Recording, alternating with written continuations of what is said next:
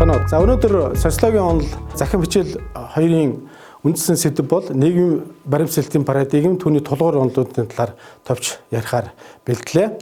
Та бүхэн харж байна энд Монгол гэр. За яагаад нийгмийн баримтсалтын парадигм түүний тулгуур онолууд Монгол гэртэй холбоотой юм бэ гэсэн асуулт гарах нь зайлшгүй. Тэгэхээр нийгмийн баримтсалтын парадигмыг үүсгэж байгаа түүний тулгуур онолууд нь бүтц функционал онол, системийн онол, түнчлэн зөрчилдөөний онол байдаг. За энэ онолуудын гол утга санаа бол жохомхүү Монгол гэрийн бэлэгдлэр илэрхийлэгдэх боломжтой гэж үзэж байгаа. Монгол гэр маань хичнээн үндсэн хэсгүүдээс бүрддэг. За тэр үндсэн хэсэг бүрдэл болгоно Монгол гэр гэдэг ойлголтыг хэрхэн яаж бий болгодог. За түүнчлэн Монгол гэрийг бүрдүүлж байгаа хэсэг бүр тодорхой үүрэг функц гүйцэтгэж байгаа гэдгийг бол мэднэ. Монгол гэрийг барихтаа хүртэл одоо тодорхой дистралтаагаар барьдаг.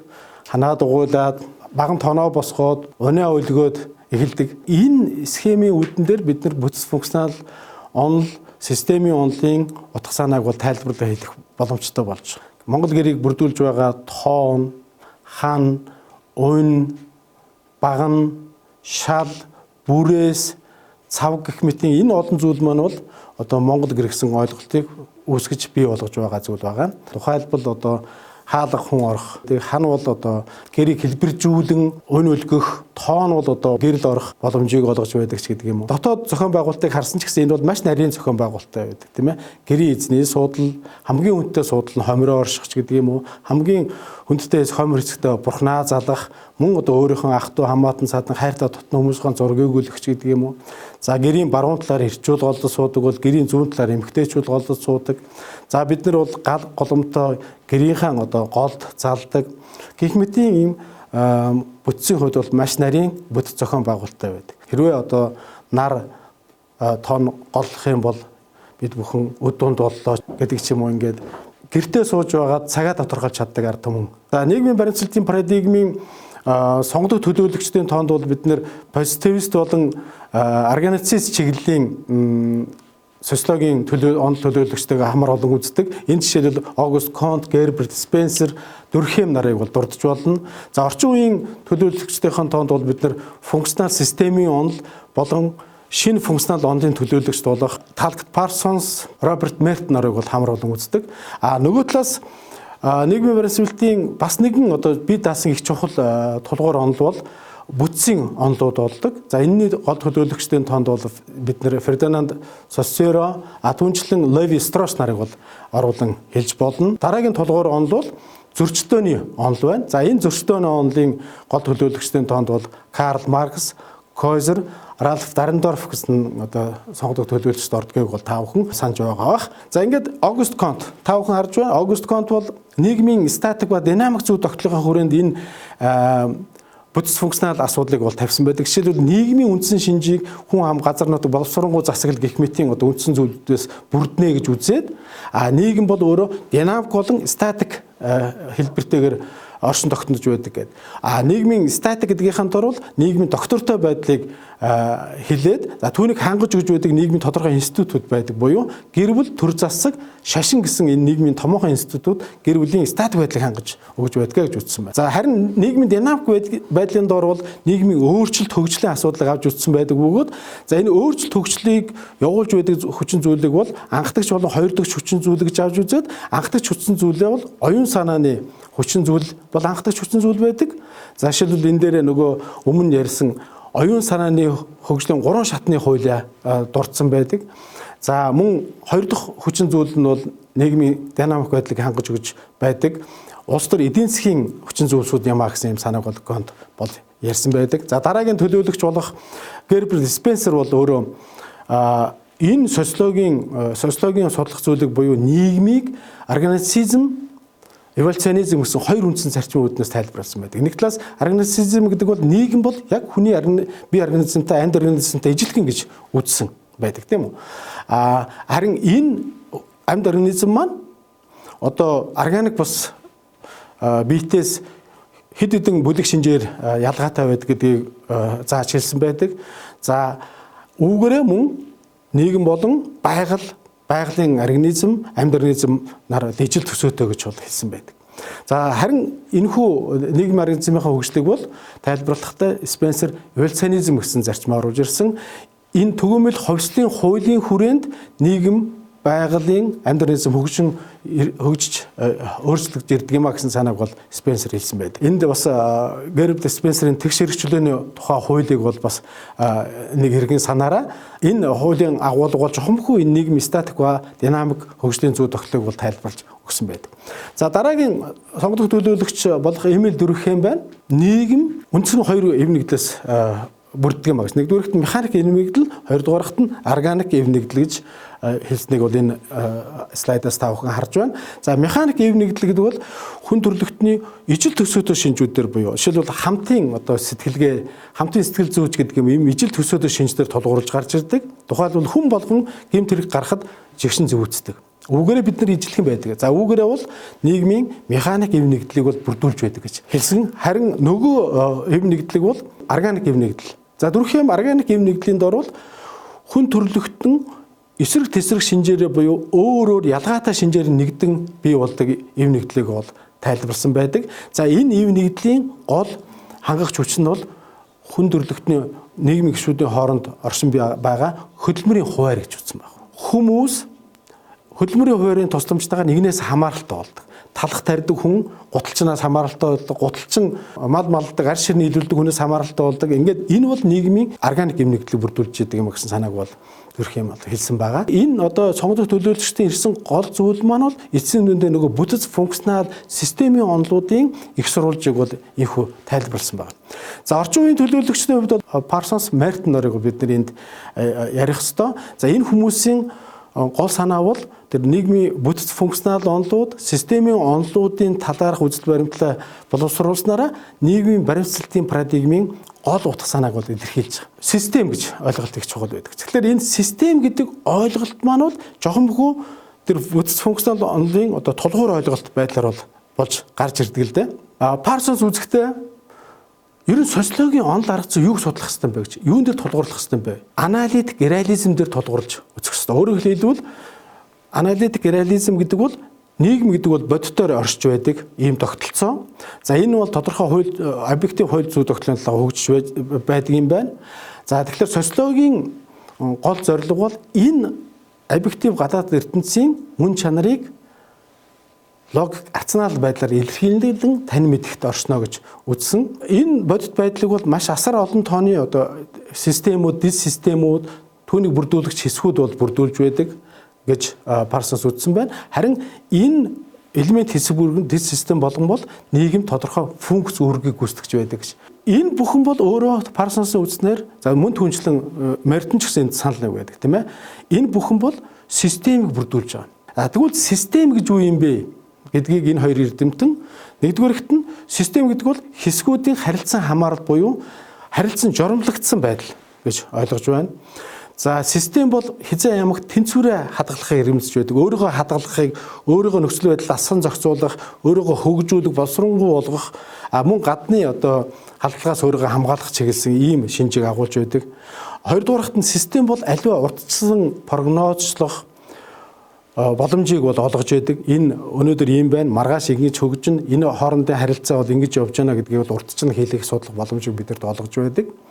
За мөн системийн үндсэн элементүүд бол өөр хоорондоо зөрчилгүй, харилцан бие биентэйгээ уялдаа холбоотой нөхцөлдүүлснээр системийн үйл ажиллагаа хэвэн явах боломжийг олгож өгч байдаг.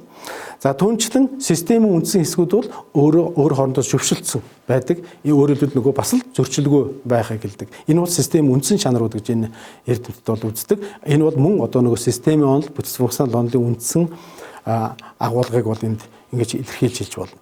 За мөн системийн шин чанаруудыг энэ эрдэмтэд бол хэлсэн байдаг. Системийн шин чанар бол эмгэгцэгчтэй, харилцан хамааралтай, доктортой, тэнцвэртэй, статик байдлаас динамик байдал руу шилжиж байдаг ч юм уу, динамик байдлаас харьцангуй доктортой байдал руу шилжиж байдаг ч гэдэг юм уу. Мөн одоо хэсгүүд нь өөр хоорондоо харилцан нөлөөлж байдаг гэсэн ийм шинжүүдийг агуулна. Түүнээс гадна системийн үндсэн шинжүүд бол гаднах орчноос зайгаа барьдаг, өөрийгөө хадгалан үлдэх эрмэлзэл рүү өөрөлдөө нөгөө төв рүү тэмүүлэх хүч үйлчилж байдаг.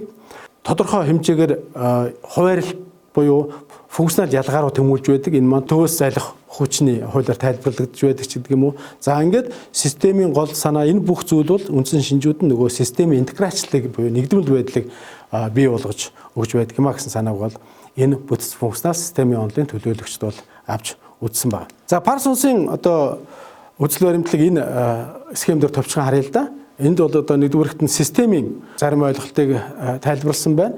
За Parsons-ын үзнээр бол ерөнхийдөө нийгэмд бол үндсэн 4 дэд систем байдаг. Энэ бол соёлын зан үйл, бие хүний нийгмийн. За энэ дэд системүүд өөр хоорондоо уялдаа холбоотой харилцсан нөлөөлөл, харилцсан үйлчлэлд орчих бөгөөд энэ нь бол бүхэлдээ тухайн нөгөө системийн шинжүүдийг илэрхийлж яадаг тийм ээ. Нэгдүгээрт нь систем бол харилцан уялдаа холбоо бүхий тус тусын чиг үүрэг функц бүхий тогтолцоо гэж үзэж байна. За нөгөө талаас функц гэдэг бол системийн хэрэгцээ шаардлагад нийцсэн тийм цогц үйлдэл гэж тодорхойлсон байгаа. За энэ функц нь бол Parsons үзнээр үндсэн 4 одоо функц байдаг.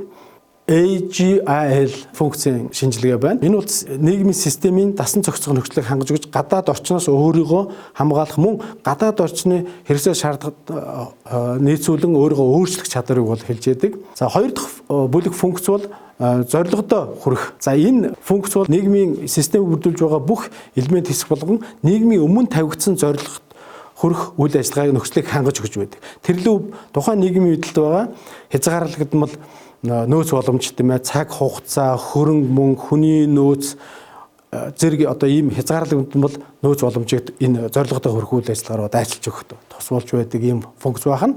За дараагийн нэг үндсэн функц бол нэгдмэл байдлын функц буюу integration. За энэ функц бол системийн нэгдмэл байдлыг хангаж системийг тарж батрахаас алга болохоос хамгаалж байдаг. Дараагийн нэг үндсэн функц бол хуцтмал байдлыг намжаах буюу latency. Нийгмийн олон элемент хэсгүүд бол хүссэн үсээгүй тодорхой зөрчлийг бий болгож байдаг. Нийгмийг тэр зөрчил байдлаа даван тулах, нийгэм өөрийнхөө нэгдмэл байдлыг хангаж өгөх юм боломжийг хангаж өгдөг гэсэн ийм утга учиртай байна. Энэ бүгдийн үр дүнд бол нийгмийн систем бол өөрөө эмх цэгцтэй, доктортой, за өөрчлөгдөн дасан зохицох чадвартай, хөгжих боломжтой ийм институт болж гарч ирдэг юм байна гэж ойлгож байна. За тэгэхээр энэ утгаар нь бид нэр тухайлбал нийгмийн ямар ч институтыг авч үзэж болно тийм үү? Гэр бүлийг авч үзэж болно. Тав хүн өөрсдийнхөө гэр бүлийн жишээн дээр энэ функцийг авч үзэж болно. За төрийн ямар ч байгууллагыг авч үзэж болно. Гэх мэтийн одоо их олон жишээн дээр энийг тайлбарлаж болж байгаа. Ер нь нийгмийн баримтсалдын толгойр онолууд саяны бидний хэлдэг бүтц функционал болон системийн онолуудын гол шинжилгээний төвшин бол макро төвчний шинжилгээ байдаг. Тэгэхээр энэ онолуудыг бид бүхэн хизээ хэрэглэдэг гэх юм бол ялангуяа бодлогын судалгаа шинжилгээний үед энэ нийгмийн баримтсалдын парадигмын толгойр онолуудыг ашиглах боломжтой. Хоёрдугаарт нь төрөл бүрийн мониторинг, үнэлгээний судалгаанууд дээр энийг бол ашиглах боломжтой байдаг л да. Тухайлбал бодлогын судалгаа шинжилгээний хүрээнд бол бид нийгмийн гадаад дотоод бодлогыг авч үзэж болох нь төр засгаас хэрэгжүүлж байгаа нийгмийн халамжийн бодлого гэдэг юм уу эсвэл гадаад улс орнуудтай харьцаж байгаа гадаад бодлогын шинжилгээ хийхэд бол бид энэ бүтц функционал болон системийн онол буюу нийгмийн баримтсалдын парадигмыг ашиглаж болох нь байна. За түүнчлэн нийгмийн хөгжлийн асуудлыг тийм ээ нийгэм маань 2020 онд ямар байгаа, 2030 онд ямар болохын, 40 онд ямар болохын гэдэг юм уу ийм одоо шинжилгээ хийхэд бол энэ онолыг ашиглаж болно. За мониторинг судалгааны хувьд бол бид нийгмийн янз бүрийн институтын тухайлбал байгууллагын институтын шинжилгээ хийхэд ашиглаж болно. За мөн төрийн үйл ажиллагаа, үйлчлэгээний шинжилгээг бол энэ парадигмын тусламжтайгаар хийх боломжтой болж байгаа. Онолын парадигмыг ашиглах дээр бол бид энэ PES шинжилгээний загварыг бол бас нэлээд төгөөмөл ашигладаг. PES шинжилгээ гэдэг бол одоо 4 англи үгний товчлол байгаа. За тухайлбал би үндэсний үйлдвэрлэлийг дэмжих төрийн бодлогыг судалж үзье гэж шийдэх юм бол нийгмийн баримтсалдын парадигмын толгойр онолуудыг ашиглаж болно. За энэ толгойр онолуудын тусламжтайгаар олж авсан мэдээлэлтэй бол PES шинжилгээний загварыг ашиглаж болдог. Ер нь бодлогын макро орчин гэдгийг нийгмийн баримтсалдын парадигмын үүднээс тодорхойлох юм бол энэ нь бол нөгөө бодлогын өргөн хүрээд нөхцөл байдал буюу улс орон үндэсний болон олон улсын төвсөнд үүссэн бодит байдлыг бол хэлж байгаа. Тийм ээ? Энэ бол макро орчин. За тэгвэл энэ орчинд нийгмийн баримтсалдын парадигм толгойр онолуудын үүднээс шинжилгээ хийж болж байна. За харин энэ бодит байдал нөлөөлж байгаа хүчин зүйлсийг бол бид дараах байдлаар авч үзэж болно. Тухайлбал олон улсын гэрээ хэлцэд маань юу вэ? Үндсэн хууль маань хэрхэн яаж заасан байна гэдгийг үзнэ. Мөн бодлого боловсруулагчдын харгалзан үзэхээс зайлшгүй одоо ард олонны санаа бодол, нийгмийн хөгжлийн бодит нөхцөл байдал, эрэлт хэрэгцээ гэх мэт ийм хүчин зүйлүүдийг бол бид нэр макро орчин нөлөөлж байгаа хүчин зүйлсийн хүрээнд авч үзье гэж төсөөлье. Жишээл political factors буюу улс төр бодлогын хүчин зүйлс гэдгийг бид нэр авч үздэг. За тэгвэл үндэсний үйлдвэрийн жишээн дээр бол эрх баригч нам, түүнээс засгийн газрын бодлого, гадаад улс орнууд, олон улсын байгууллагыг байгуулсан гэрээ хэлцдэг зүйлүүдээр бид нар шинжилгээ үзэх шаардлагатай бол. Тухайлбал бид нэр одоо дэлхийн худалдааны байгууллага дэлсэн Оросын бол бид нэр татврын ямар бодлого барих ёстой, гадаад худалдааны ямар бодлого барих ёстой бэ гэдэг хүссэн үсгүүд тэр байгууллагын дүрм журамд нийцүүлэн харж үзэх хэрэгтэй болно. За түнчлэн манай одоо засгийн эрх барьж байгаа улс төрийн намын асуудлыг хэрхэн яаж үзэж байгаа гэдгийг бид нар харгалзан үзэх хэрэгтэй болно. Засгийн газрын ямар үйл ажиллагааны хөтөлбөр дэвшүүлсэн гэдгийг үзэх хэрэгтэй болно. За энэ бол нөгөө системийн шинжилгээг ашиглах боломжийг харуулж байгаа. За PES шинжилгээний дараагийн төвшин бол economical factors буюу эдийн засгийн хүчин зүйлс байгаа. За тэгвэл бид нар үндэсний үйлдвэрлэлийн талаарх төрийн бодлогын шинжилгээ хийхин тулд нэгдүгээрт нь улс орныхоо эдийн засгийн өнөөгийн хөгжил, за мөн түүхэн хөгжлийн явцыг, түнчлэн өнөөгийн боломж бололцоо, хүчин чадал маань ямар байгаа юм гэдгийг заавал тооцсон үзчихэж энэ бодлогын шинжилгээ хийх хэрэгтэй болж байна. За дараагийн одоо шинжилгээний нэг чиглэл бол social factors буюу нийгмийн хүчин зүйлс гэдгийг үзнэ.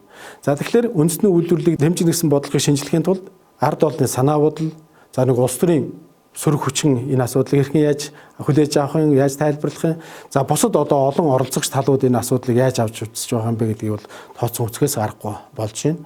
За ингээд дараагийн нэг шинжилгээний загвар нь бол technological factors буюу технологийн хүчин зүйлс шинжилгээ байна. Тухайн үндэсний үйлдвэрийн хөгжлийн бодлогын шинжилгээ хийхдээ шинжлэх ухааны технологийн хөгжил дэвшил, за технологийн хөгжлийн төвшин манай улс оронд энэ ямар хөө байгаа юм бэ, гадаад улс орнууд ямар хөө байгаа юм бэ гэдэг энэ зүйлүүдийг шинжилэн авч үзэх бол. Ийм шинжилгээ хийж байж бид нэр үндэсний үйлдвэрлэлийг дэмжих төрийн бодлогыг шинжилэн судлах боломжийг олгож байгаа. За энэ боломжийг олгож байгаа онлын чиг баримжаалал нь бол нийгмийн баримтсалтын парадигм бол болж байгаамаа.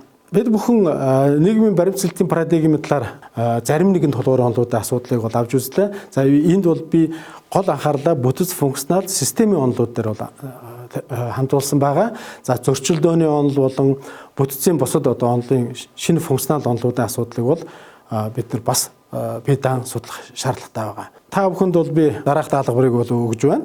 За нэгдүгээрт нь та бүхэн мэдлэгээ баталгаажуулах ёстой. Өмнөх одоо цахим хичээлүүдийг судлах, ашиглах ном зохиолуудаа судлан үзэх хэрэгтэй. Дараагийн даалгавар бол хичээлээр олж авсан мэдлэг ур чадвараа шалган үзэх, баталгаажуулах хэрэгтэй болж байна. За энэ хүрээнд бол та бүхэн өнөөдрийн бидний үзсэн хичээлийг хэр сайн ойлгосон бэ гэдгийг бол харах хэрэгтэй. Нийгмийн баримтсалтын парадигм гэж юу юм, түүний тулгуур онолууд гэж юу болдгийг. За түүнийг одоо хэрхэн яаж тайлбарлаж болох вэ гэдгийг бол мэддэг болсон байх ёстой. За ингээд дараагийн даалгавар бол эндээс ургаж гарч байгаа. Тэгэхээр та бүхэн төрийн аль нэг байгууллагыг сонгож аваад тэр байгууллагын бодлого шийдвэрийг PES шинжилгээний үүднээс шинжлэх орлого хийх ёстой. Дараах ном зохиолуудыг ашиглах ёстой. Би энд бол зөвхөн одоо монгол хэл дээр байгаа Монгол Улсын их сургуулийн номын санд монгол хэл дээр байгаа зарим нэгэн их сурвалжийг бол дурдлаа. Холбоос нь бол дараах байдлаар харж байна. Энэ холбоос ороход Монгол Улсын их сургуулийн социологийн нийгмийн ажлын тэнхимийн эрхлэн гаргадаг социолог сэтгүүлийн бүх тухайрууд бол онлайнаар тавигдсан байна. За анхаарал хандуулсанд баярлалаа.